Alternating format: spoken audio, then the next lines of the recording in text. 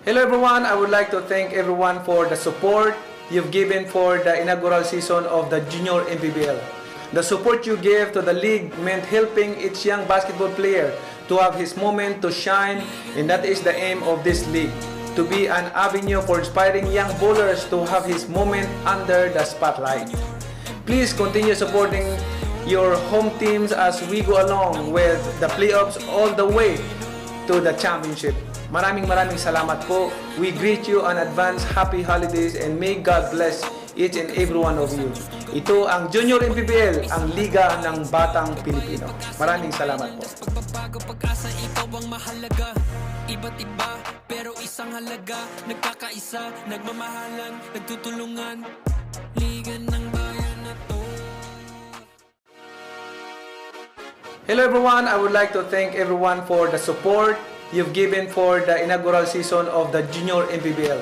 The support you gave to the league meant helping each young basketball player to have his moment to shine, and that is the aim of this league, to be an avenue for inspiring young bowlers to have his moment under the spotlight. Please continue supporting your home teams as we go along with the playoffs all the way to the championship. Maraming salamat po. We greet you on advance happy holidays and may God bless each and every one of you. Ito ang Junior MPBL, ang Liga ng Batang Pilipino. Maraming salamat po. Pagbabago pag-asa, ikaw ang mahalaga. Iba't iba, pero isang halaga. Nagkakaisa, nagmamahalan, nagtutulungan. Liga ng bayan na to. Hello everyone, I would like to thank everyone for the support you've given for the inaugural season of the Junior MPBL. The support you gave to the league meant helping each young basketball player to have his moment to shine, and that is the aim of this league, to be an avenue for inspiring young bowlers to have his moment under the spotlight. Please continue supporting your home teams as we go along with the playoffs all the way to the championship. Maraming salamat po. We greet you on advance happy holidays and may God bless each and every one of you. Ito ang Junior MPBL, ang Liga ng Batang Pilipino. Maraming salamat po. Pagbabago pag-asa, ikaw ang mahalaga.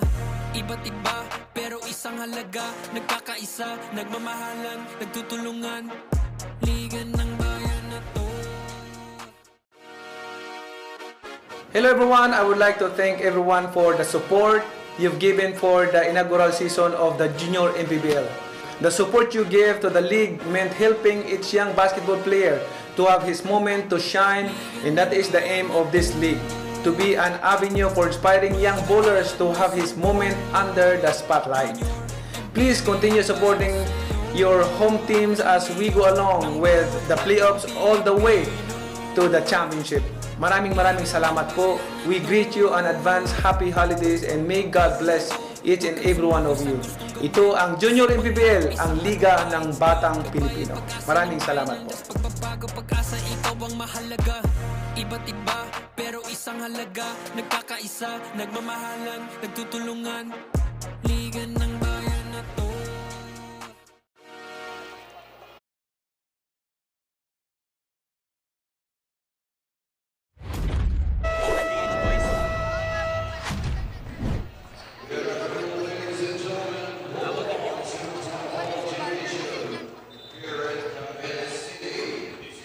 Girls Junior MPBL Playoffs, powered by TMT Play. This is the 16 under division, and it's the game 1 of the North semifinal series between the Mandaluyong Junior Microsmith and the Quezon City 828 Junior Giants. And now let's meet the starters. First from your Mandaluyong Junior Microsmith. Playing point guard, number 3, Camilo Hugo. Shooting guard, number 6, Iris Chua. Small forward, number 17, Kin Vicente. Power forward, number 28, Justin L. Duayan. And playing center, number 31, Jeremy Godoy. Head coach for the Mandaluyong Junior Microsmith, Mark Herrera, assisted by Jay Cruz. And now, here are the starters. First from your Quezon City 828 Junior Giants. Point guard number 9, Gian Gomez. Shooting guard number 13, Isaac Granada. Small forward number 1, Jacob Hizon. Power forward number 31, Kyle Salazar. And playing at center number 77, Noah Banal.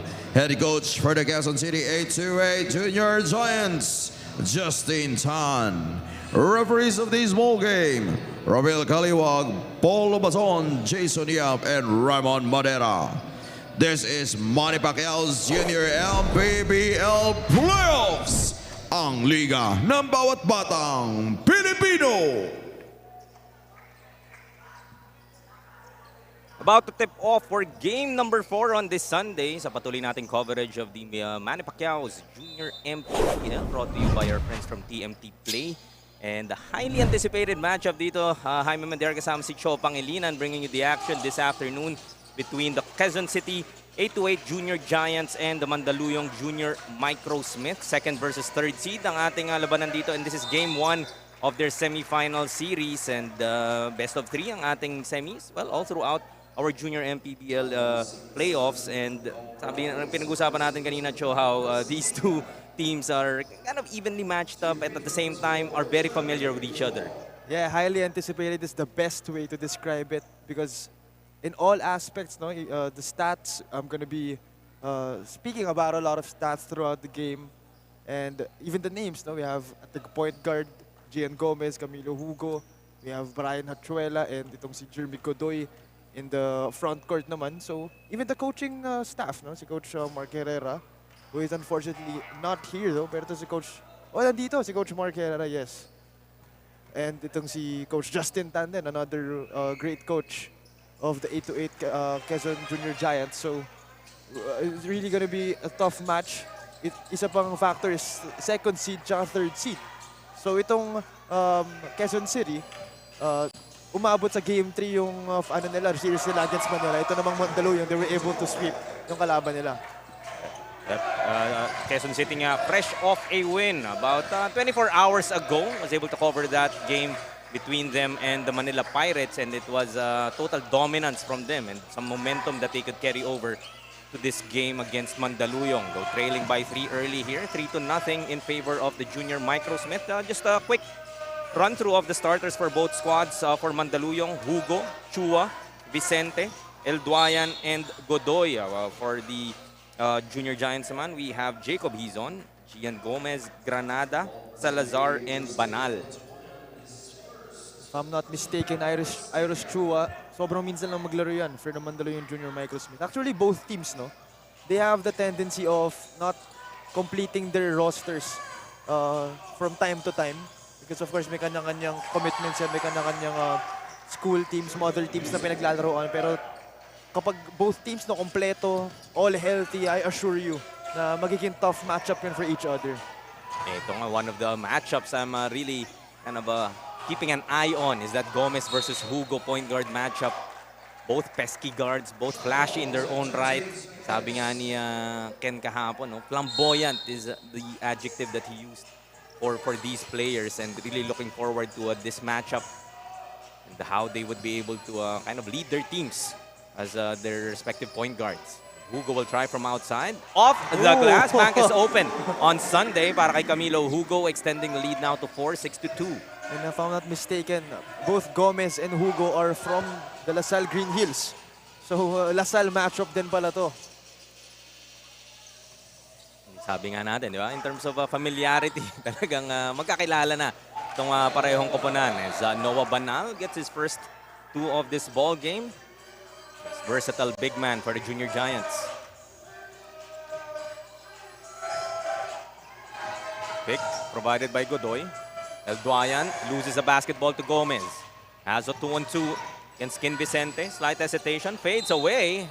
Able to get that foul from Kin Vicente. And maaga, pinapakita talaga yung basketball IQ nito ni Gian Gomez. Able to fish that foul from Kin Vicente. And if you're Mandaluyong, that's what you kind of want to do. No, you don't want to foul, but you want to stop a fast break coming from Quezon City, considering they are 5th in fast break points during the eliminations. So you really want to stop every kind of fast break, every kind of opportunity that comes for Quezon City. But of course, you don't want to foul as well. Lalo na itong si Gomez because he's been shooting on the line very well. Gian Gomez, also one of those players that may not always be present. Sabi mo, there are a number of players for both teams that have not played the whole of the elimination round due to their other commitments, priority commitments at that. Pero playoffs na to eh. So you do get that they would want that full lineup. And Salazar finds Jacob Hizon for that fast break layup. Now a 1-point lead for the Junior Giants. And not to mention, both teams have national team members. So you really know na yung caliber ng both teams ito is mataas. Pedigree of these players. And kaya sinasabi namin kanina pa ni Cho that this is really a highly anticipated matchup sa ating playoffs. They would be meeting this early. So one of them after this series would be calling it a season sa kanilang Junior MPBL. Camilo Hugo earns a trip to the line for a couple of free throws. Is able to hit that three-pointer earlier. Hugo averaging almost 13 points per game. That's the 4th best in his team. Almost 8 rebounds per game and almost 4 rebounds per game rather. Almost 4 assists as well. So one of the main contributors din, no? One of the many contributors nitong Mandaluyong. Ganun din kalalim talaga. And I think that's mainly the key for majority of the teams that we have in the Junior MPBL. Sa mga napapansin natin, lalo yung mga nakakalusot sa playoffs. Gone are the times na isang player kaya talagang bumuhat dito sa ating youth basketball as a fast break once again for the Junior Giants courtesy of Isaac Granada. Played really well yesterday. All-around game para sa kanya. You want to replicate that performance here today. Chua will miss on that jumper. Ball will be retained here by Mandaluyong. Godoy fighting for that board. So 6 minutes left in our first quarter. 9-8. 1-point lead here for the Black Shirts. Ball deflected and makukuha ni Salazar. Gomez ahead to Granada. May ipit sa ilalim. Kicks it out to Salazar and they reset to Gomez. Against Hugo. Spinning in the lane. Pulling up. Short on that J. And Gomez, you know, he's not really the type to shoot first, but you saw that long pass. So you know he's capable of those kinds of passes. And what you want to do is to really just cancel him in the start at the first place so that you really can get into a rhythm. Kin Vicente was called for that traveling violation. Ball goes back to Mandaluyong. First time in the ball game as well for Calios. Checking in para kay Cal Salazar. The pass a bit too strong. Able to be handled there. And ball goes back immediately to the Junior Microsmith. We have a take a look at Coach Justin Tan. Ano sabi mo nga? Mga experienced tacticians. Not just in the youth basketball scene but also in the pros. 9 to shoot for the white shirts. Go to Hugo. Attacks the lane. His floater won't work. Gomez. Leak it out for QC. He goes to Banal. Great transition defense here for Mandaluyong.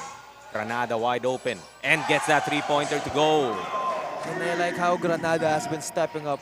Of course, yesterday having 20 points if I'm not mistaken. And today, nakita din natin extra, he's part of the starting lineup. So alam mong dagdag trust sa kanya ni Coach Justin Tan and of course dagdag reinforcement for QC. Calios drives baseline. Short on that layup. Able to add to their 4-point lead, 12-8. Godoy inside, bumping his way through off the glass. Naman to Jeremy Godoy. Not the biggest, we're just talking about this pregame, no? Yes, he is a big man for Mandaluyong, but not really your classical big that would, you know, get those blocks maybe or talagang lord the paint. But kita mo naman in that move, kaya makipagbanggaan with the best of them. Pass, again, a bit too strong. May konting gigil pa siguro dito sa first quarter na na-observe natin sa mga players. I'm sure coming in, they were excited knowing that they'll be playing each other. And go back to what you were saying, Jaime. Yeah, QC is visually the much bigger team. Yung mga forwards nila, they have the size. Banal, Calios, Wakinte, they have the size. But ito namang Mandaluyong, they actually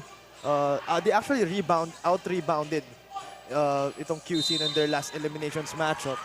So hopefully, yun yung maging theme ulit for this ball game. As Noah Banal will be called for that illegal pick. This is a big development para sa Quezon City. That would be personal foul number 2 para kay Noah Banal. And yun na nga, kailangan mo na siyang iupo dito. But Wakinte will be replacing him. So again, showing the depth of this QC Junior Giant team. Hugo kicks it out to Sandigan for 3. Gets that 3-pointer to go. Taking back the lead para sa Mandaluyong, 13-12. And yun yung lamang ng Mandaluyong, no? Even though they are the much smaller team, they are first in 3-point percentage. So you better put your hands up when you see someone shooting in a white jersey. We were just talking about Jeremy Godoy all the way from the paint, trying to anticipate and read that passing lane. The agility naman itong Mandaluyong, I would say, would be their advantage. Na classic Mark Herrera team, no? Yeah, Talagang dinadaan sa bilis. Speed kills, ika nga. Malaama University Kings. Calios hits off the dribble. One dribble pull-up lang. Lead back to Quezon City, 14-13. A little less than 2 minutes remaining. Just in our first quarter. Godoy inside. Gets another bucket. And Godoy again, he's not really the biggest man here, but nakita natin agility, his presence of mind, picking up that ball, and inangat niya agad for that 2 points. 7 points to go with 5 boards now para kay Jeremy Godoy, starting strong early as Brian Hachuela introducing himself to us. I wasn't there yesterday, but syempre, semis na nga. So talagang all the cards are being dealt here as Godoy working inside once again, closing now to double digits. Grabe yung bangga ni Godoy. Again, I don't think he is naturally a 5, but kita natin, no, the versatility, the way he attacks. May speed mismatch talaga whenever he faces or whenever he goes to that 5th spot. Wala mong alanganin din, no? Whenever you're trying to check itong si Jeremy Godoy. You wouldn't want to be deceived by the size. Coach Mark Herrera will be whistled for a technical foul. Kita mo natin intensity, no? First quarter pa lang. And kita mo, Coach Mark really into it. Alam naman natin talaga, Coach Mark Herrera, one of the, really yung emotion ng mga coaches, no? Talagang whether it be, a close game or a lopsided one, talagang emotions niya sa laro. Kitang-kita. Pero knowing Coach Mark, I'm sure alam niya yung ginagawa niya. Kahit ma-technical ba yan, I'm sure mag-a-adjust yan. Gian Gomez will take a seat. Last minute and 22 left here in our first quarter. 17-17. Deadlock as Progoso will be whistled for that backcourt foul. 13 foul pa lamang for Mandaluyong. Both teams not yet in the penalty. Although what I observed is, one advantage of Mandaluyong is Iris Chua because siya yung malaking guard nitong Mandaluyong. Unlike yung sila Vicente, sila Hugo, medyo may mismatch talaga on that guard position. Pero si Chua, maybe they can use him kahit papano to really just level the playing field. Another offensive foul will be called here against the Junior Giants this time. Zane Calios will be whistled. First personal pa lamang, but that would be the 4th team foul for Quezon City. Have to be careful not to give up cheap ones for the last 50 seconds of this quarter. They now go to Chua. Inside to Godoy. Look at that two-man game executed perfectly. And Chua, again, he's known for his scoring. He scored more than 100 points in a game. So that's a threat na you want to really guard. Sandigan will be whistled with that offensive foul. Nakakapanghinayang was King Vicente had that lane wide open, but there was a reason bakit wide open yung lane na yun para kay King Vicente. Sandigan trying to negate Isaac Granada in chasing for that defensive stop. 2-point advantage. Mandaluyong ulit ang lamang dito. Gian Gomez back in the ball game, trying to oop it to Brian Hachuela. Deflected, but ball will stay here with Quezon City.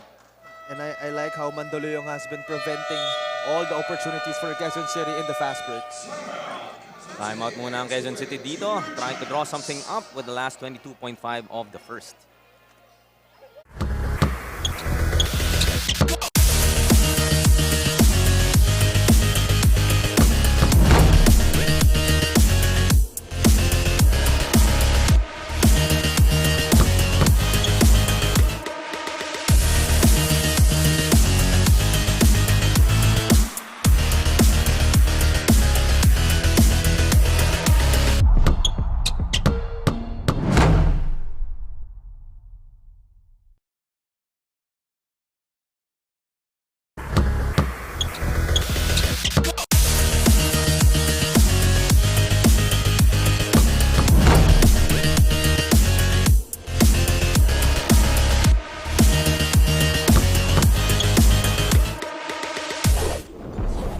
Back with the last 22.5 seconds of our first quarter. Ito ang game 1 of the semifinals between the Quezon City Junior Giants and the Mandaluyong Junior Microsmith sa ating 16 under division.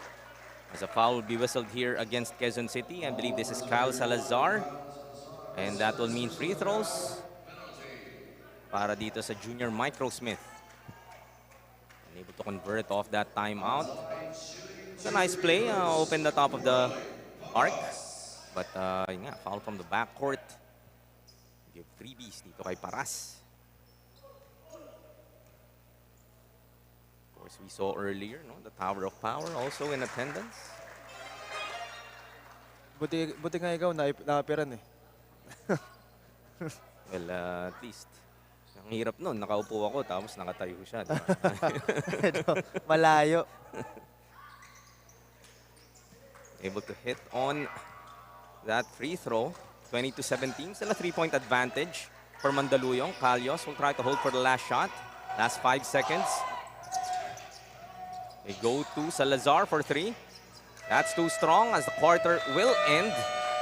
And a 3-point lead for the Mandaluyong Junior Microsmith. Talaga namang palitan ng lamang dito, but they will take this 3-point advantage heading into the second.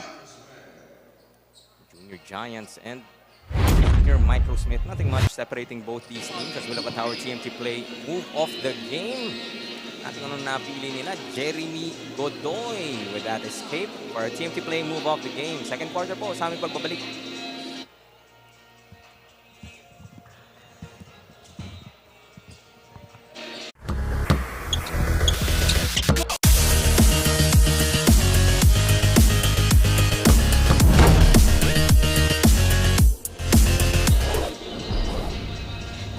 Under players naman ng Mandaluyong at Quezon City ang nag-aharap ngayong semi-final round. Para nga sa Mandaluyong, they will just really work hard on their defense, double their efforts, and just stick with their system, lalo na alam nilang mas malalaki talaga ang Quezon City kesa sa kanila. Para naman sa Quezon City, wala ang kanilang key players na sina Benedict Jimenez na may personal errand ngayong araw at Kashmir Tongko na meron namang sakit ngayong araw. Tignan natin kung paano ito makaka-apekto sa performance ng Quezon City sa mga susunod na quarters. Pero bago muna yung mga kaliga, pasalamat muna tayo sa TMT Play for being the share fun here in the Junior MPBL. Pwede ka na nga maglaro at manalo. Gamit lang yung phone anytime, anywhere. But gaming is for 21 years old and above only. So keep it fun mga kaliga, game responsibly. Balik sa inyo, Jaime Mencho. Thank you, Andy, for that report. That was Andrea Veloso, our courtside reporter for the rest of our afternoon, giving us insights on some players na, as we mentioned, not really complete itong mga koponan. But sipin mo, ang dami mo ng key players na wala. Pero diba? Ang lalim pa rin ng kung sino yung meron ka dito. Yeah, fortunately for this Quezon City squad, nandyan si Brian Hachuela, even though wala itong si Benedict Jimenez. Although, mas maganda sana kung pareha sila nandun. Because again, nung wing Mandaluyong, they are a much shorter team and bubugbugin na lang sa ilalim yun kapag dalawa sila. Kaso, unfortunate for Mandaluyong. No? They will have to capitalize on that one. 20-17 nga tayo at the end of that first. Looking for Hachuela as a foul will be whistled here against Peralta early in this second quarter. Pero yun nga, talagang napakadami ding bigs nitong Quezon City Junior Giants. Just watching them yesterday, Benedict Jimenez, they're missing him today, but also played extremely well and talagang navigated this way inside and the outside shooting.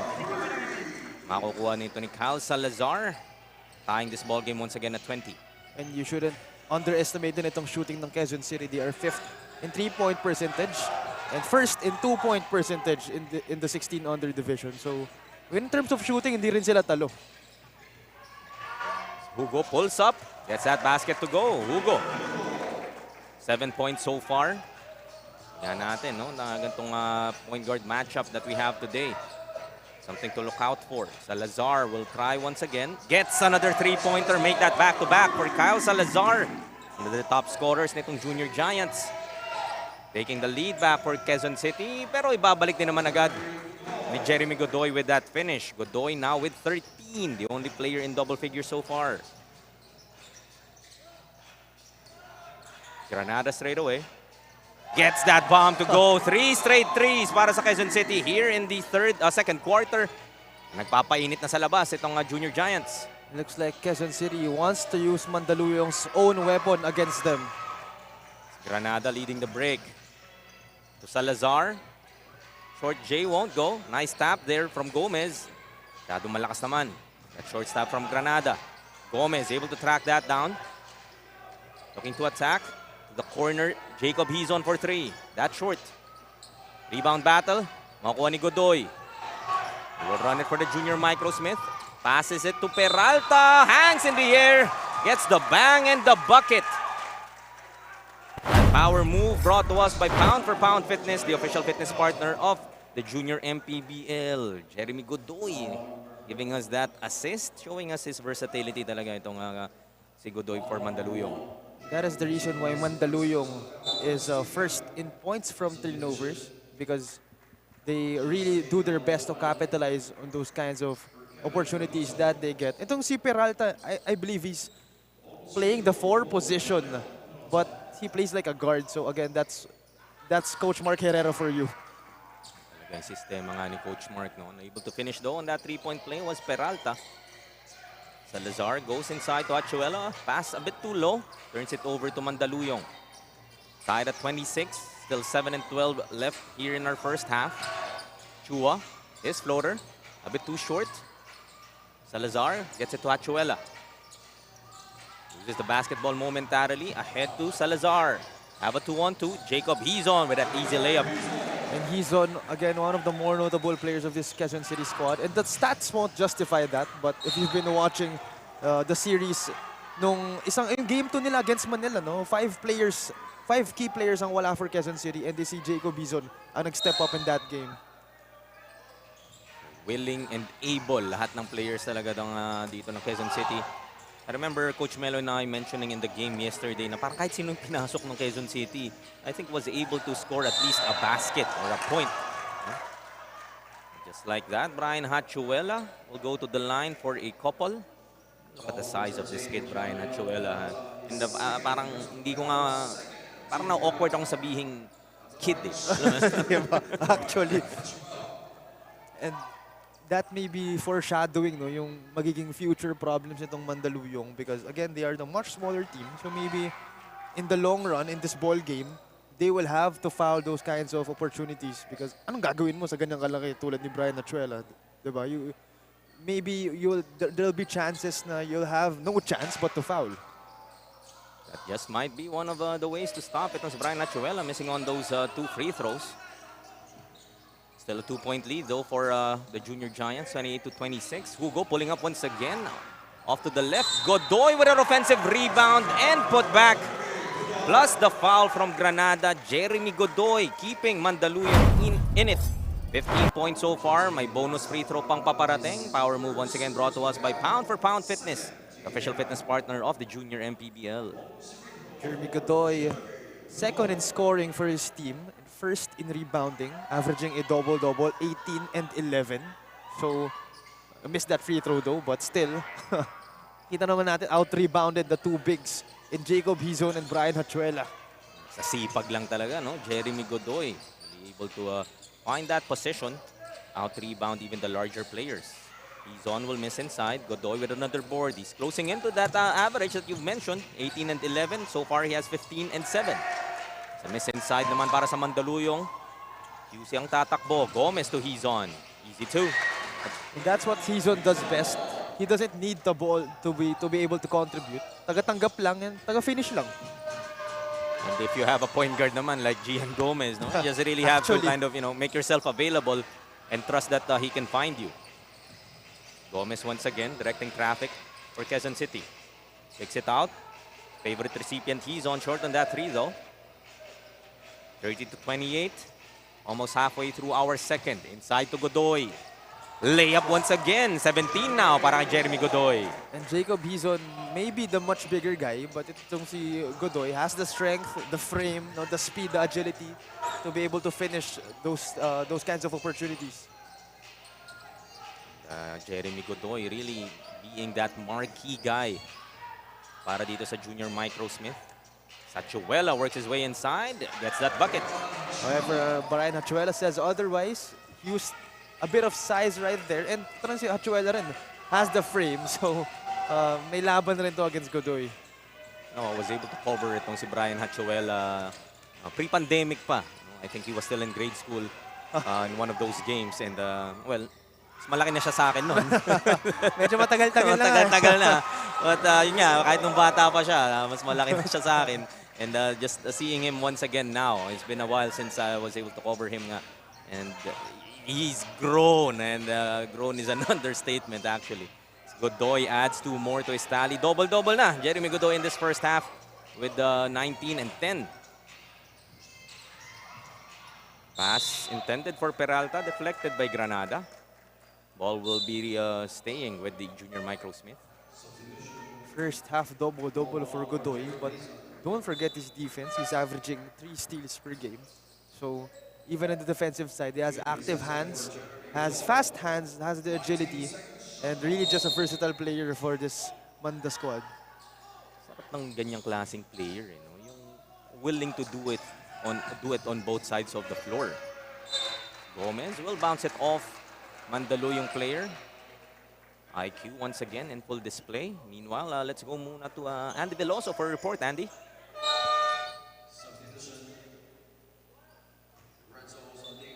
Key itong araw ang mantra ng 16 under players ng Mandaluyong. According to Assistant Coach Jay, kung ikukumpara raw sa ibang division nila, nangunguna raw talaga sa disiplina ang 16 under players nila. Dito raw ang nagpapanalo sa kanila kada laro. Kumpiyansa rin ang koponan na ito dahil nasa lineup nila ngayong semifinals ang player na si Iris Chua na maglalaro rin para sa Gilas Pilipinas 17 under World Cup. Tignan natin kung ano ang may papakita ng batang player na ito ngayong laro. Hi, Mencho. Thank you, Andy. And you spoke about Iris Chua earlier, Cho, and how they can rely on this kid. And caliber nga ng batang to.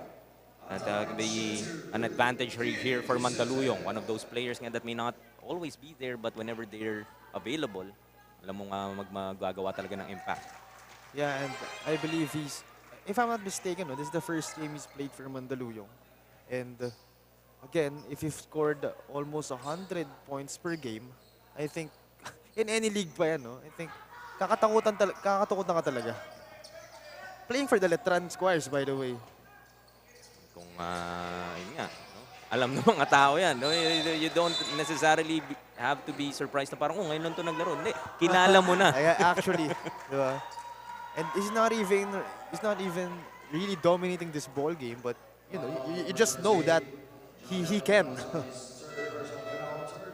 And the personalities that we have here, from players to coaches, to even the supporters, mga fans natin dito in Montano Hall sa Cavite City. Hindi talaga nagkukulang in terms of star power.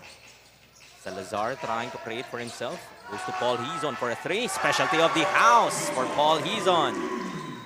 And again, another Hizon that has been really contributing really well for QC. But again, the stats will not really show it. But if you've been watching all the games, you know that he's a willing defender, willing passer, and is efficient.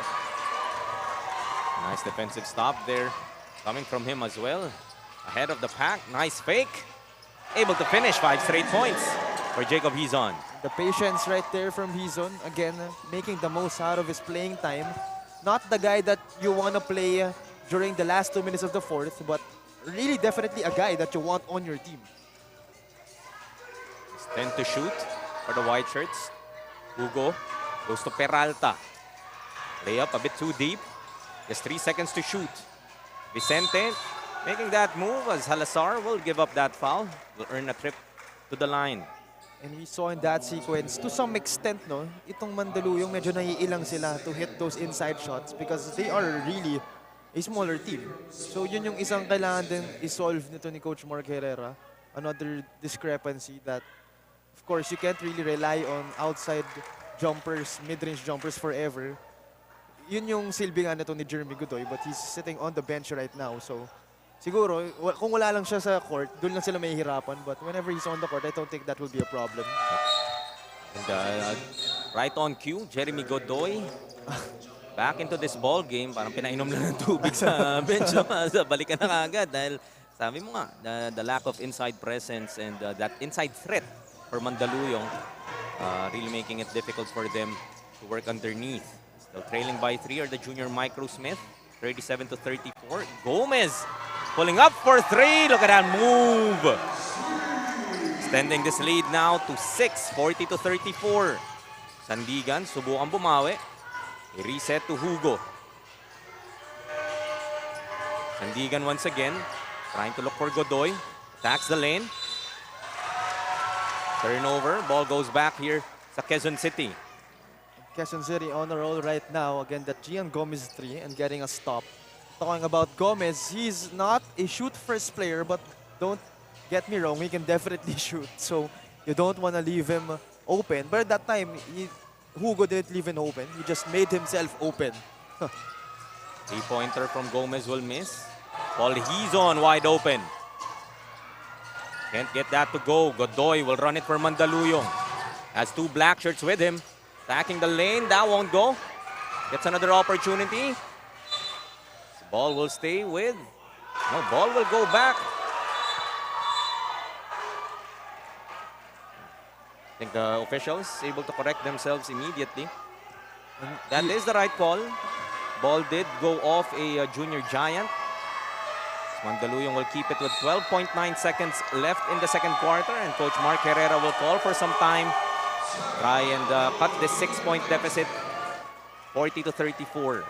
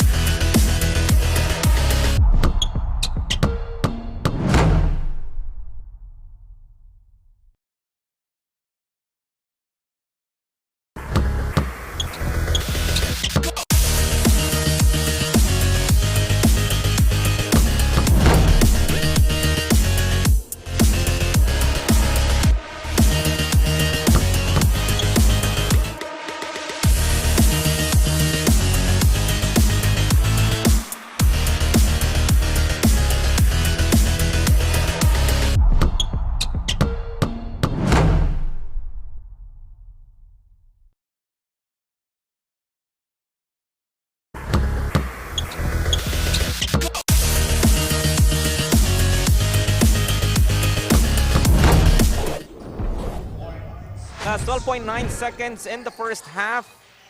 Timeout nga Mandaluyong dito. Try to draw something up for their last shot. They go to Hugo. Trailing by 6, 40 to 34. Last 5 seconds now using that pick from Godoy. Hugo trying to escape the defense of de Guzman. Vicente for 3.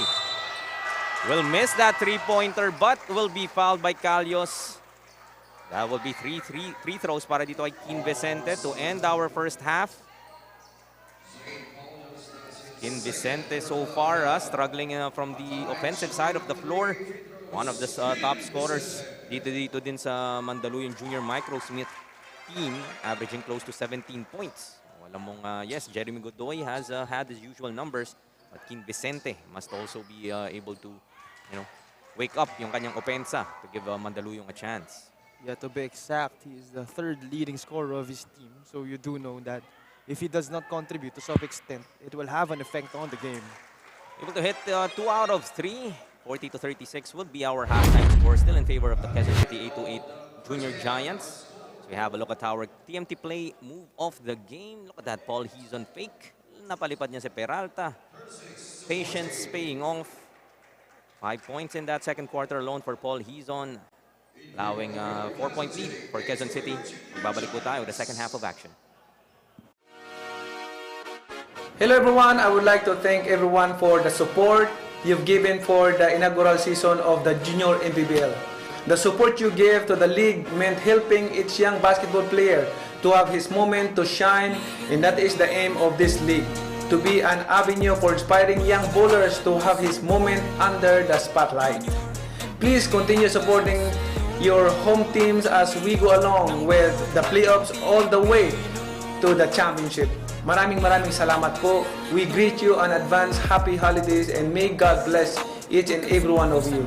Ito ang Junior MPBL, ang Liga ng Batang Pilipino. Maraming salamat po. Pagbabago, pag-asa, ikaw ang mahalaga. Iba't iba, pero isang halaga. Nagkakaisa, nagmamahalan, nagtutulungan. Liga ng bayan na to. Hello everyone, I would like to thank everyone for the support you've given for the inaugural season of the Junior MPBL. The support you gave to the league meant helping each young basketball player to have his moment to shine, and that is the aim of this league, to be an avenue for inspiring young bowlers to have his moment under the spotlight. Please continue supporting your home teams as we go along with the playoffs all the way to the championship. Maraming salamat po. We greet you on advance happy holidays and may God bless each and every one of you. Ito ang Junior MPBL, ang Liga ng Batang Pilipino. Maraming salamat po. Pagbabago, pag-asa, ikaw ang mahalaga. Iba't iba, pero isang halaga. Nagkakaisa, nagmamahalan, nagtutulungan. Liga ng bayan na to. Hello everyone, I would like to thank everyone for the support you've given for the inaugural season of the Junior MPBL. The support you gave to the league meant helping each young basketball player to have his moment to shine, and that is the aim of this league, to be an... Mga kaliga, I have here with me Head Coach Mark Herrera of Mandaluyong Junior Microsmith. So Coach Mark, kanina pinag-usapan namin ni Coach Jay yung disiplina, and sabi niya ito yung strength ng team nyo. So sa tingin mo, paano may papakita ng mga players mo ang disiplina sa mga susunod na quarters? Yung height advantage ng kalaban talaga nandyan na yan eh. So yung sinasabi nating disiplina sa depensa. So kailangan namin tumakbo, dumepensa ng maganda para hindi na makababa yung bola ng kalaban. Kasi pag nakababa, sobrang lalaki nila. Compare sa amin, puro guardia yung player namin eh. Good luck po, Coach. Meron kang gustong pasalamatan o batian? Pasalamat ako sa aming team owner, si Boss JC, Chua. Maraming salamat sa suporta mo. Thank you so much, Coach, and good luck po for the game. Before anything else, mga kaliga, pasalamat muna tayo sa TMT Play for bringing the sheer fun here in the Junior MPBL. Pwede ka na nga maglaro at manalo gamit lang ang inyong phone anytime, anywhere. But gaming is for 21 years old and above only, so keep it fun, mga kaliga. Game responsibly. Balik sa inyo, Jaime Mencho. Maraming salamat once again, Andy Veloso with that report. Disiplina ang tema naman ng Mandaluyong dito. So look at some highlights in the first half of action. Lamang nga ang Mandaluyong at the end of that first 20-17, but the three-point shooting working wonders for Quezon City, especially in that second quarter, and allowing them to build this 4-point advantage heading into the second half. Yeah, that second quarter really changed how Quezon City plays specifically from beyond the arc. But I want to talk about second chance points also, because Mandaluyong has already 12 so far and Quezon City has none. And that's obviously because of the presence of Jeremy Godoy. And kanina nakita natin, no, that yung napunta yung bola sa Mandaluyong after that Jeremy Godoy drive, even though he missed that one. I really like how Jeremy Godoy attacks the rim fearlessly, because yun yung nakikita kong lamang niya against the bigs nitong Quezon City. He has that killer instinct, that really fearlessness nga when it comes to driving to the rim. Unlike, ito Jacob Hizon, yung laro niya medyo laid back eh, medyo from beyond the arc, from the mid-range ang atake niya. Ito namang si Godoy, really just bangs inside the paint. Another opportunity for Jeremy Godoy. Will miss. Maagaw sa kanyang bola dito. Gomez will run it for Quezon City. Against Chua. Scoops it up and in. Ian Gomez so far with 7. Adding to this lead now at 6. Biggest lead pa rin dito for Quezon City so far. Just a reminder, this is game 1 of their semi-finals sa ating South Division. And winner will, both teams would still be seeing each other for another game. This is a best of 3. As with the rest of our series moving forward sa ating Junior MPBL, ang liga ng bawat batang Pilipino. It will be interesting if aabot ng game 3. Again, well-decorated ang both teams na to. Obviously, hindi papayag yung isa't isa na matalo. Really interesting. I hope so. I hope then. As a fan, as someone who watches the games, of course, it's nice to see a game 3. But if you're the team, of course, hindi maganda yun. Talagang the level of competitiveness for these teams. And even the quality of play. I know you were able to catch the number of games that we had yesterday. We had 7 and almost every game talagang went down the wire na mapapakapit ka talaga. That's really quality games that Junior MPBL has in these playoffs. Talagang mga quality of the games, quality of the players, talagang patas na ng patas. Yeah, and that's what you like. Playoff time. Alam na nila yung gagawin nila. Yung mga systems, well-polished na. Nakikita natin yung mga new faces, Cyrus Chua, Gian Gomez, not a new face, pero a usual face na. And it's really just a good sight to see. Offensive foul earlier called on Jeremy Godoy, just his first personal. Ball is stolen here by Keen Vicente. Ahead of the pack. Able to finish on the other end. Plus that foul from that landing. And if this is Noah Banal, that would be foul number 4. Against him, have another look. Keen Vicente was way ahead of everyone. Napasabit nga on his way down. It's mentioned that is personal foul number 4 now to Noah Banal. Had to nurse those early 2. By the way, that power move brought to us by Pound for Pound Fitness, the official fitness partner of the Junior MPBL. Bonus free throw, be awarded dito kay Keen Vicente. And again, Vicente has been struggling so far in this ball game, but going to the line may be the answer to his problems right now. And di naman malayo yung score nila, but I think again, you're the top 3 scorer in your team. And of course, your team is really depending on your production. And itong si Camilo Hugo, again, not really making that much of a noise. So you really have to step up. Because si Camilo, 4th scorer yan. And I don't think scoring naman ang really nadadala ni Hugo on the table. So that's one of your responsibilities. Checking, especially itong si Gian Gomez. This time attacking the rack. Nagalit na si Gian Gomez. Deciding to take matters into his own hands.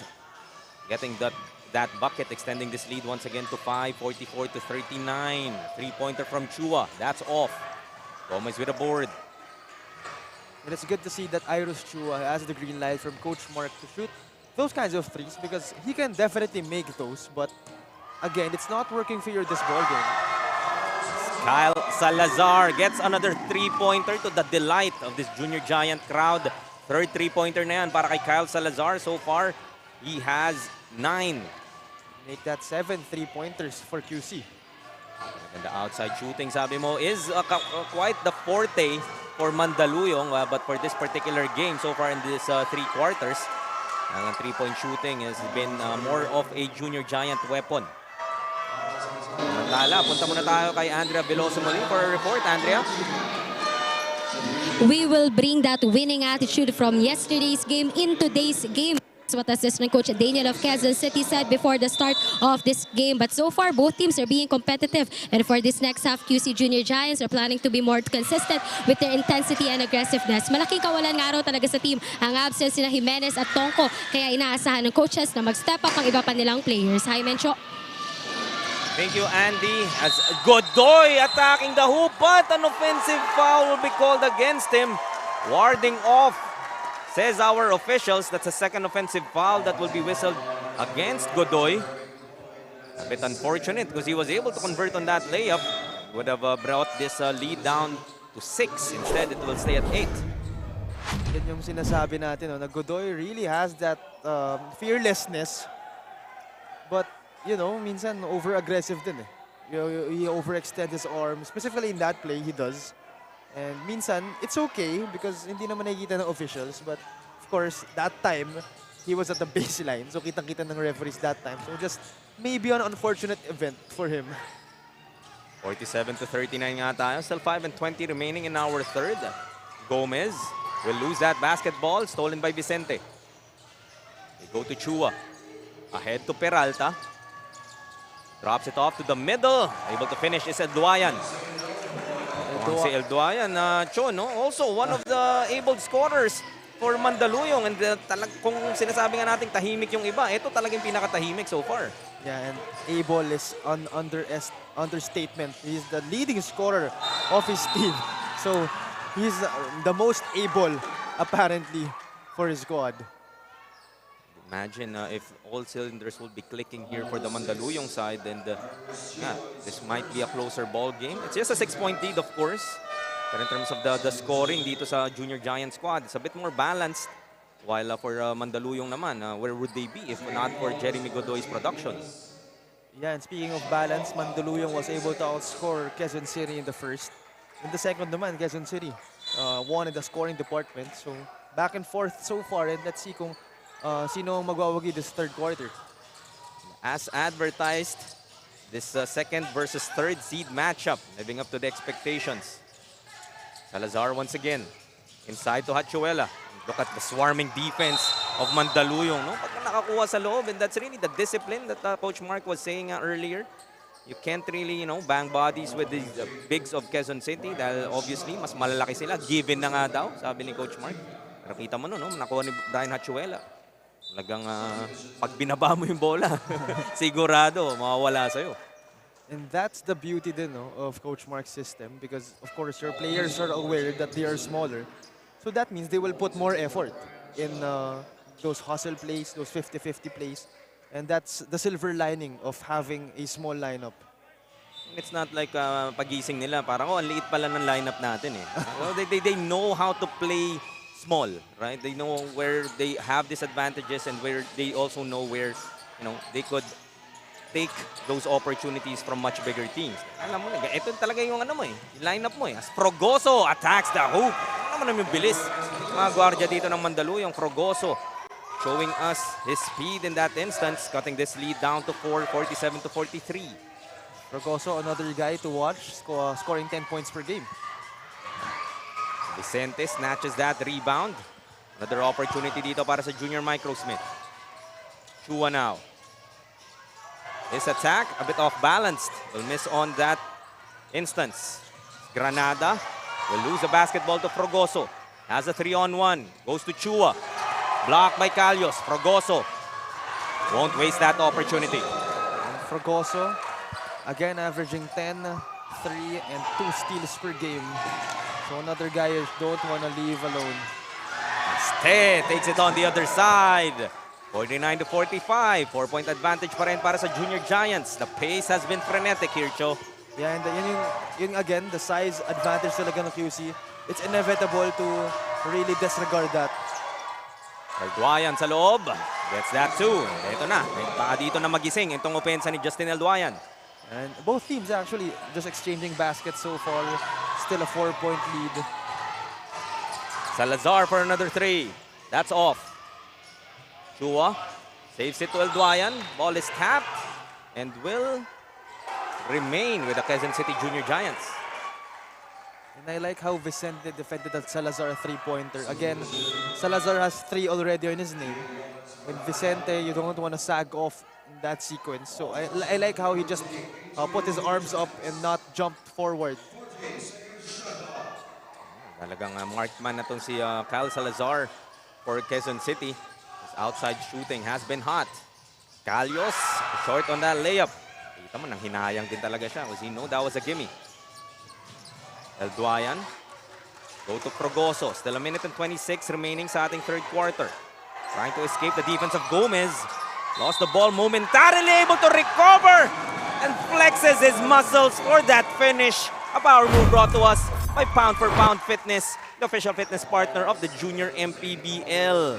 The resilience of Progoso na wala na yung bola sa kanya. No? The presence of mind to get that ball back and able to finish despite that contact. The kid from Caloocan really showing the guts. Again, really the much smaller guy, but again, the presence of mind was there, the hustle, and the effort, most importantly, was also present. Don't look now, Cho. Balik na ang kalamangan dito sa Mandaluyong. Salazar! High up! Parang hinahanap ko pa yung bola, Cho. Saan umabot dito sa ating Montano Hall in Cavite. Lead back to Quezon City. Quezon City, 51-50. Progoso, turnover naman. Salazar will attack. Scoops it up. Ayaw. Vicente snatches it once again. Ahead to Progoso. Only Jacob Hizon behind. Wrapping around. A bit too fancy. But another opportunity dito. Wide open is Chua underneath.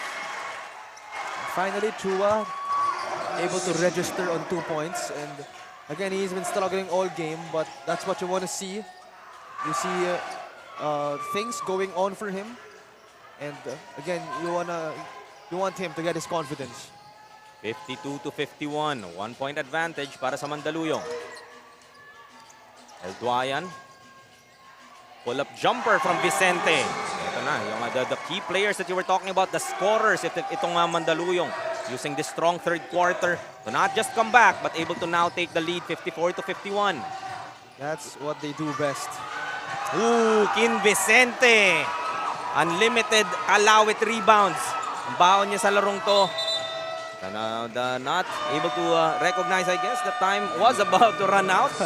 A bit in awe of that rebound earlier. And the third quarter will end a 54-51 scoreline. Mandaluyong will take this 3-point lead to our fourth quarter as we look at our Jinky Skin face of the game. Not just beautiful games as always, also beautiful faces, beautiful fans. Meron tayo din sa Junior MPBL. This time we look at our TMT play move off the game. Ito ang galaw ni Progoso kanina. Getting that end one, a power move brought to us by Pound for Pound Fitness. And Pound for Pound din yung kanyang celebration. Our TMT play move off the game. Last 10 minutes of action sa aming pagbabalik.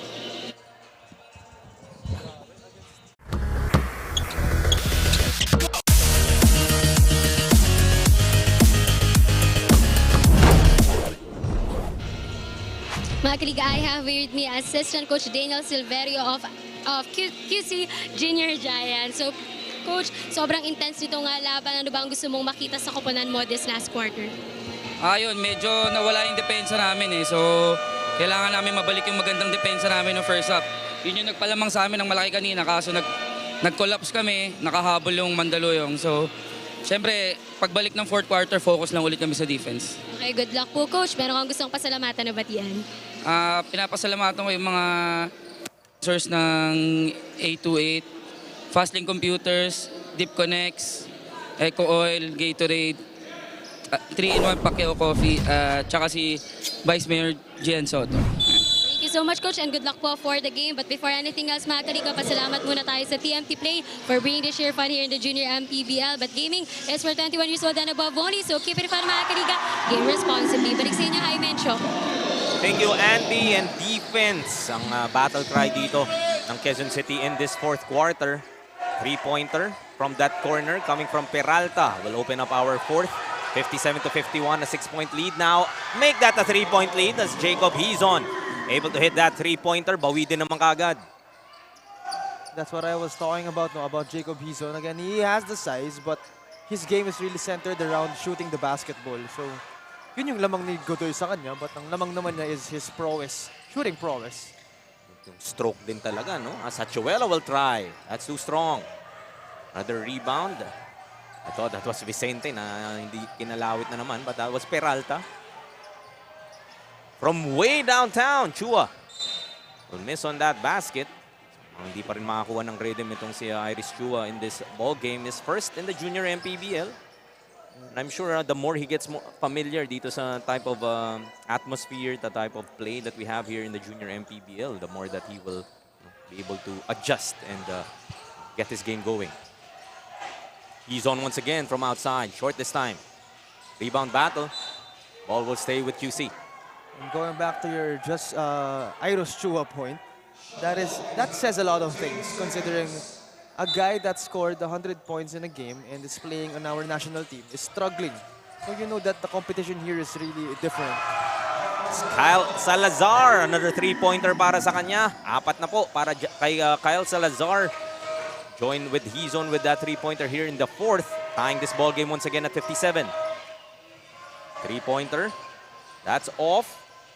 To the reverse. This is Peralta. And if you're gonna take a look, itong lineup ng Quezon City, they have Jacob Hizon inside and Brian Hachuela at the 5. But itong si Hizon not really a natural 4. So at that time, kaya siya now 3-bound ni King Vicente because again of that speed mismatch. Tied once again at 59. After that, Isaac Granada layup. Peralta will miss from outside. Rebound battle. Granada will get it and run it for QC as a preemptive foul will be whistled here against Hugo, trying to stop that break. So far, itong si Hugo quiet, 7 points. Has 2 assists as well. And I think that's an underwhelming performance so far for him, considering isa rin talaga sa mga inaasahan ni Coach Mark. Again, hinahype ka natin itong Gian Gomez and the Hugo matchup. But as of now, itong si Gian Gomez ang lamang in that matchup. I've seen this kid play, Camilo Hugo, lalo pag fourth quarter na. He doesn't shy away from those pressure-packed situations. So maybe may konting gana na makikita yan dito sa ating fourth and final quarter. As Hizon comes up with that steal, ahead to Salazar. Unfortunately, entangle ang paan nito ni Hugo and Salazar. Trying to attack that hoop. Cal Salazar seems to get the worst of that collision.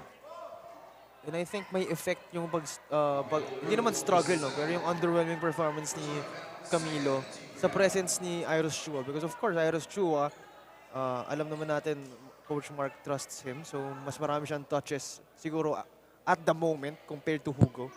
But you know, it's up to Coach Mark kung ano ba magiging game plan niya. Will he continue to keep trusting si Iros considering he is struggling, or maybe give Camilo more touches?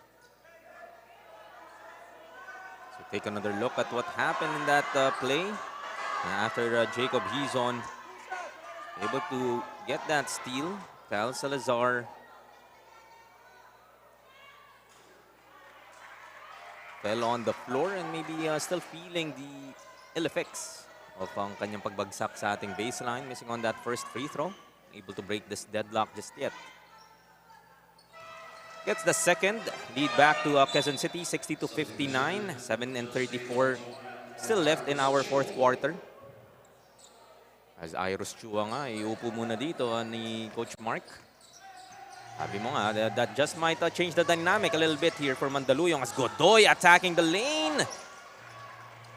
Rattles out. Jeremy Godoy, after that strong first half, medyo hindi pa natin masyado nababanggit dito sa ating second half. Although, his team was able to come back into the after trailing by as much as 6. Hugo now goes to Godoy. Hugo will try from outside. Too strong. Godoy fighting for it, but Gomez comes up with it for QC. He attacks. It's a loose ball foul will be whistled here against Quezon City. Brian Hachuela na huling tumutulak. And again, you're the much bigger team. You don't have to foul in order to get the rebound. I think what Brian had to do in that play was just to box out because obviously, wala naman silang magagawa against him. So 6:45 remaining sa ating ball game. 1 point separating these teams. Attacking the hoop strong. Justin Elduayan gets another 2. And really the speed mismatch is just present as we've been talking about all game. And that's the reason actually why Mandaluyong outscored itong QC in that third quarter. Granada blocked by Godoy. Mandaluyong na naman may opportunity to extend their lead. 61-60. Elduayan looking to create for himself. Drops it off to Godoy. Beautiful fake. Takes it on the other side. Elduayan and Godoy working dito sa fourth quarter para sa Mandaluyong. And that's the Jeremy Godoy effect for you. Kanina nakita natin, he's not on the floor, struggling itong Mandaluyong to score in the inside. Ito naman Jeremy Godoy, pumasok, bigla na lang silang on a roll. 3-point lead now as Granada gets it to the Salazar. Will be called for that traveling violation. To the dismay of the Junior Giants bench. You can see every play counts. You know, even though we still have a lot of time and tatlo lang naman ang lamang nitong Mandaluyong, you can see na everything really adds up. May cause and effect lahat ng yan. So kita natin na nasasayangan sila in every opportunity. 3-pointer off, long rebound, tracked down by Gomez. Finds Salazar up ahead, bumitin, will get that bounce. And again, yun yung hindi ko nakikita for QC, na ginawa ni Salazar in that play. That fearlessness, just like what Godoy does. Salazar leading the way for QC now with 17. Pulling up from the lane, Justin Elduayan. So yung kumpiyansa ni Justin Elduayan talaga dito sa second half. Totally has come alive. Go to Salazar again. They lose that basketball. Ball goes back for the junior Michael Smith. Substitution dito. Iros Chua back in the ball game. Yung po muna si Peralta. Let's see if Iros Chua could get that confidence similar to what Justin Elduayan was able to pick up after struggling in that first half. Now, you know, anything is possible. Still a lot of time. And who knows, maybe he might be the difference maker for Mandaluyong. But again, that's a gamble that Coach Mark is willing to take considering he's back on the ball game.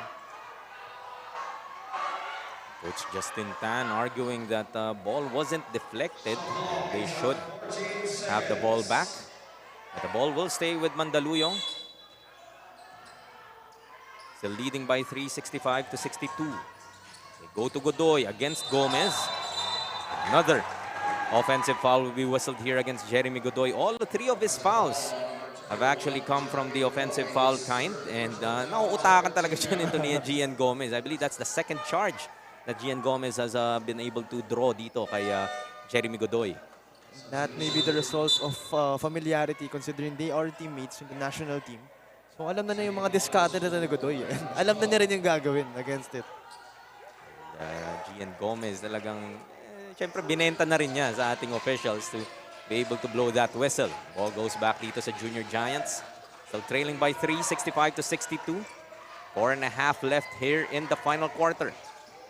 Go to Gian Gomez. Granada from the baseline. Off. Vicente high up for that board once again. 9 boards now para kay King Vicente. This Hugo will try once again from outside. Short. Rebound battle.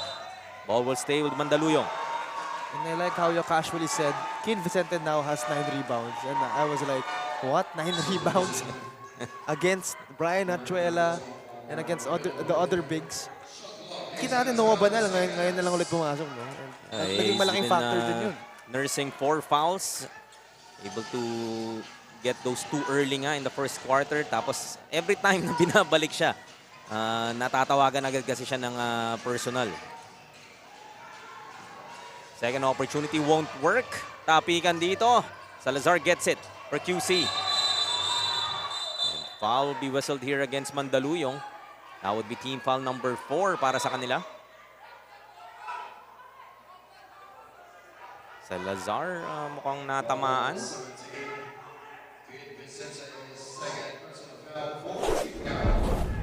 Vicente will be whistled for that foul. Let's have another look. Mukhang may dugo na dito si Kyle Salazar. And the intensity of this ball game is really present. And I'm sure there was no intention of doing that. But then again, it's really a fast-paced sequence. So hindi mo rin nakita ko ano ba exactly nangyari. But it's up to our officials kung ano ba itatawag nila. Both teams are gathering in front of their benches. I think ang ina-argue dito ng Quezon City is yun nga, tinamaan si Cal Salazar enough to draw blood as he's being attended to sa ating baseline dito sa may left side of the court. You can see him in your background here being looked into. And he is a candidate, by the way, for our best player of the game. So, if ever he does sit on the bench and ipahinga siya, magiging big hit yun for Quezon City. But I don't think iuupo na yan. Knowing him, I think ilalaro na yan.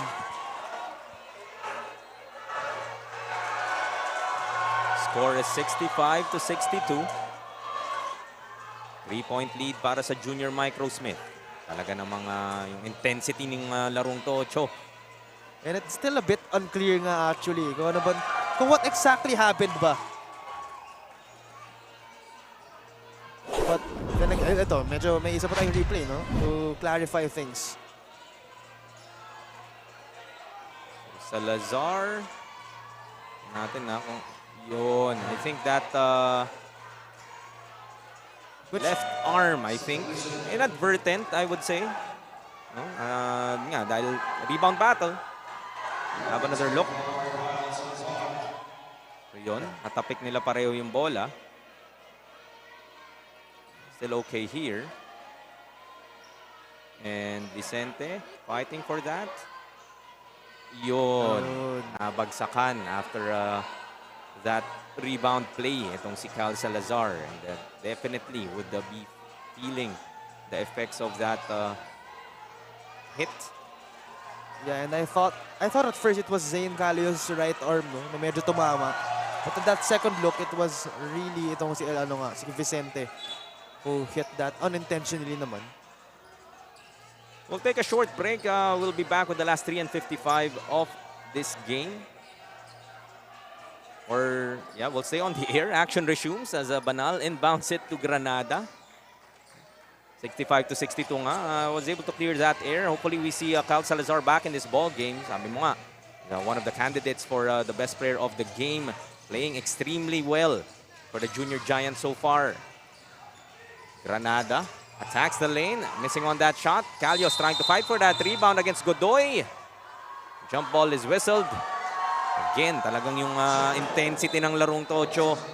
Yeah. Pataas ng pataas. And we are with the last 3:34 of this game. Both teams really not wanting to lose. And I really love how Godoy is playing this ball game. Kita mo sa body language, sa demeanor niya na he's really locked in. There from outside. Battles out. Vicente with another board. Close to a double-double himself with 9 and 10. Elduaya now para sa Mandaluyong. Pulling up. Kicks it out to Fragoso. He spins. Drops it off. As Vicente will be whistled for that offensive foul. Siya naman ang nahuling humawi dito. But commending itong si Kevin Fragoso for that gorgeous pass. Again, King Vicente nga lang hindi na i-convert. And again, that is the result of being the much smaller team. That sa mga ganong biglaang pasa, and when you take a look on the rim, of course, nakaabang na agad sa yung big man itong Quezon City. So again, yun yung downside niya of having a much smaller team on your hands. Ganda na ng hanap ni Fragoso eh. But yun nga, Joaquin Te will try to block your shot. Will try to protect it. Protecting it too much. As King Vicente in that instance. Granada will miss from the corner. Godoy with a board. Namimitas ng rebound tong mga taga Mandaluyong. Ano? Emphatic rebounds. Inside to Godoy. Ball is tapped. Te saves it to Elduayan. Just 8 to shoot for the white shirts. This is Fragoso off the dribble. Too strong. Godoy another offensive rebound. Fading away. Basket is good. Jeremy Godoy. 23 points to go with 17 boards. Make that 18 actually for Godoy. He had 1 rebound on the defensive side and 1 on the offensive side as well. Joaquin Te, a bit too strong. 19. Might be a 2020 game for Jeremy Godoy and talagang kailangan niyang buhatin itong Mandaluyong. Having that distinct size disadvantage. Iros Chua from way downtown won't work. Godoy 20. once again. You consider that a rebound, right? 20 rebounds na, even though air ball. So 20-20 game for Jeremy. Jeremy Godoy will prompt the 828 Junior Giants to call some timeout with a minute and 59 left in this game.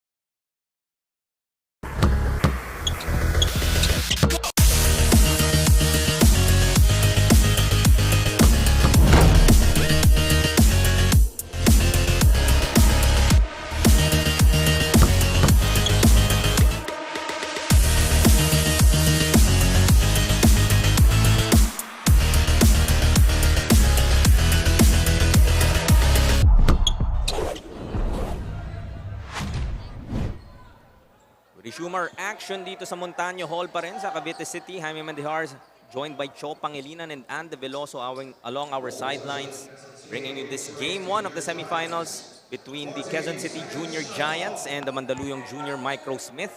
Lamang nga ng pito dito ang Mandaluyong with a minute and 59 left in this game. As Andy Veloso also approached us prior to the resumption of the game, no, Cho, that Kyle Salazar would unfortunately no longer be coming back to the ball game para sa Quezon City. He has a cut above his right eye and one below it as well. So, talagang the pain level daw mataas.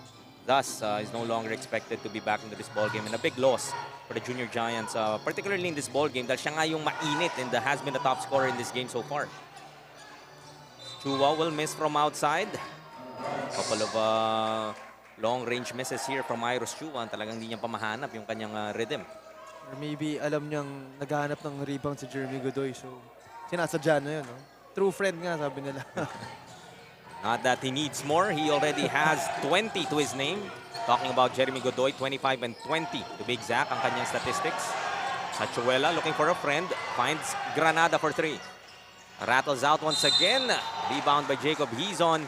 His putback, pa-foul siya from behind. They will go to the line for a couple. That is much needed for them because they're just 9 seconds from our final minute, and it's still a 7-point lead so far. So if he's able to make these 2 free throws, it will be cut to 5. And it'll be a much more comfortable lead, or comfortable deficit rather, for this Quezon City squad. But then again, it's still a 2-possession game if that does go.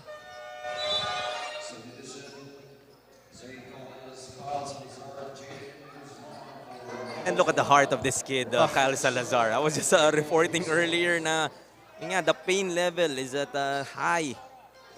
Kumbaga nasa top 10 out of 10. So I guess na-convince niya ang kanyang coaches to put him back. Badly needed is Kyle Salazar and is scoring, trailing by 5 still is Quezon City, 69-64. They do get the ball back.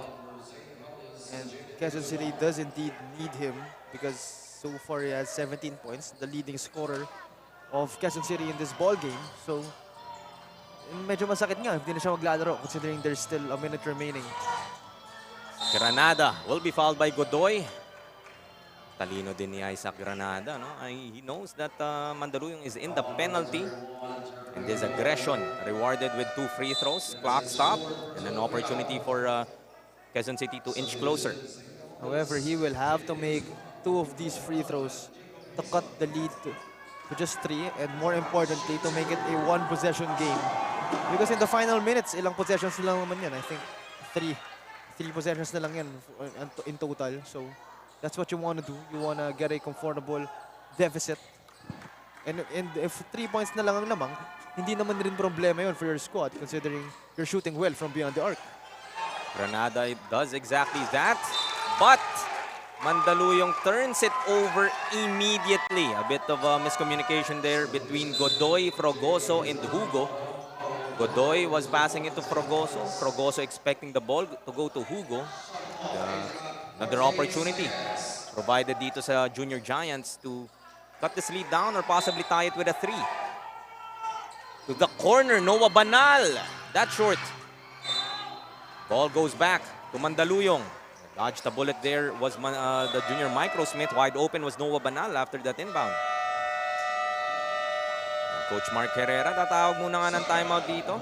Still leading by 3, 69-66 with 52.7 seconds left in this game.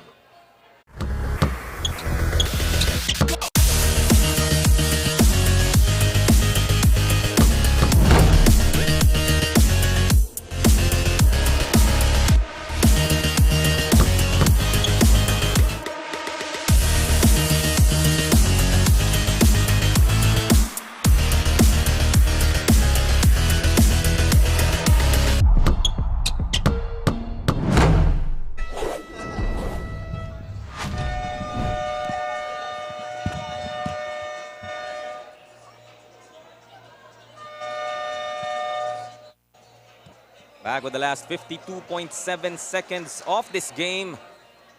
Quezon City 8-8 Junior Giants trailing by 3, 69-66 against the Mandaluyong Junior Microsmith.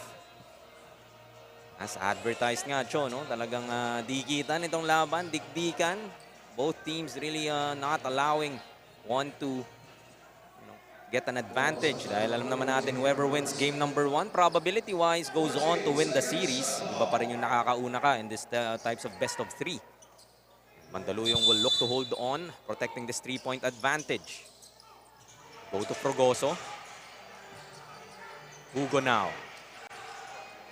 8 to shoot for the white shirt. Stolen by Calios. Ahead to Granada against Hugo. Able to finish with that left.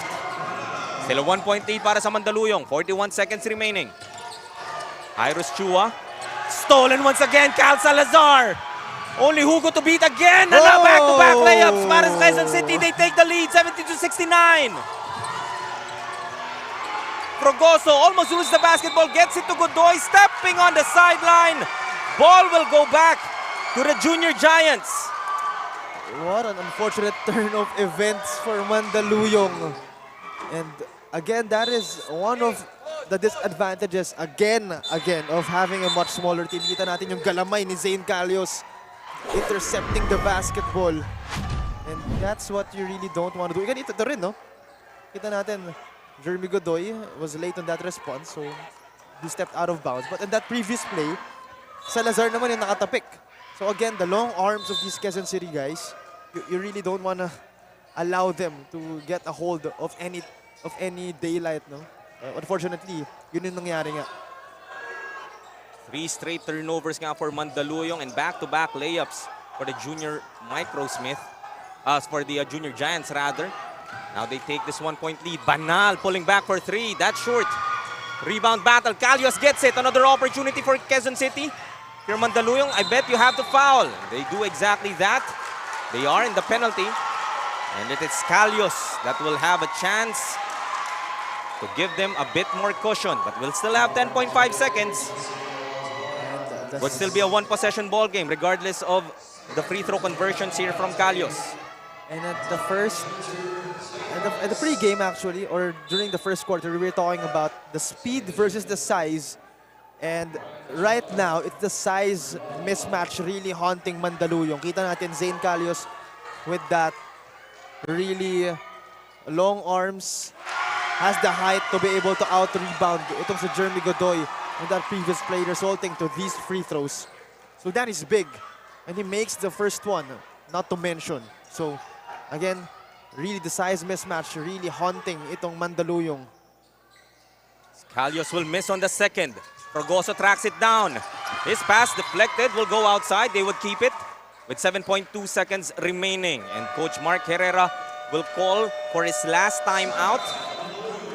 Try to draw something up to tie this ball game and send it to an extra 5 minutes or possibly get the win. Yeah, and Mandaluyong undoubtedly really used their size or used their speed very well throughout the game. Their agility. Kita natin si Jeremy Godoy has a 20-20 game on his hands. That is big.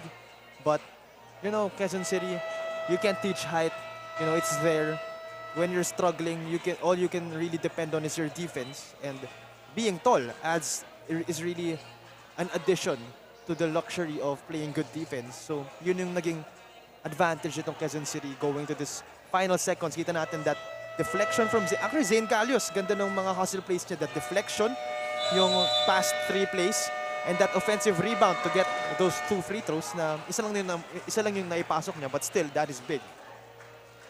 Quezon City would look for that one key stop to hold on for this game number 1 of their semifinals best of 3 matchup between them and the Mandaluyong Junior Microsmith. Ikaw naman ang Mandaluyong. This is still 7.2 seconds. Mahaba pa ito. Have an opportunity to tie it. Or with a 3-pointer, come up with a victory. They go to Justin Elduayan. Still a number of fouls to give here para sa Quezon City. That's just their second team foul. 2 more fouls to give. I'm pretty sure gagamitin nila yan with this last 5.7. Try to milk as much clock as they could. Make it difficult for Mandaluyong to convert. Progoso now inbounding. Ahead to Camilo Hugo. He hits that jumper. No foul will be called. 1.6 seconds left. They will review for making sure kung kanino mapupunta ang possession. This was Hugo. Pulling up. That was a short shot. Calios and it seems Godoy fighting for that rebound. It's really hard to see from that angle. It's definitely a challenge for our officials.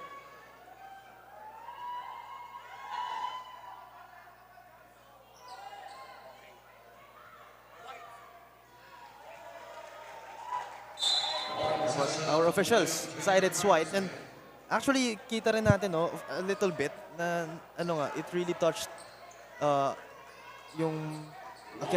was off a Quezon City player.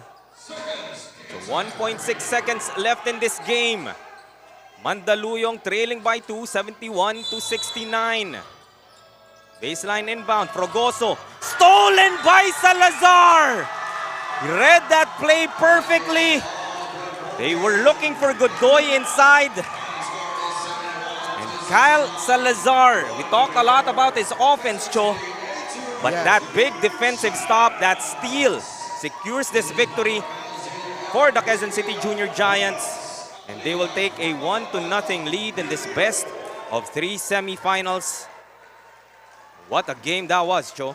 Yeah, and again, it's a very well-decorated ball game. Both teams, again, second seed, third seed. Wala ka nang hihingin pa, but really just Quezon City capitalizing on the opportunities na nakukuha nila. And not to mention, wala pa si Benedict Jimenez. So technically, they are short on men, but they have that advantage, that size advantage, really. Ito nga yung ating TMT play move of the game. That was the go-ahead layup, courtesy of Kyle Salazar. Bumitin pa, giving the lead back to the Junior Giants and also making that stop on the other end. The defense was there, but Kyle Salazar, that kind of afternoon para sa kanya.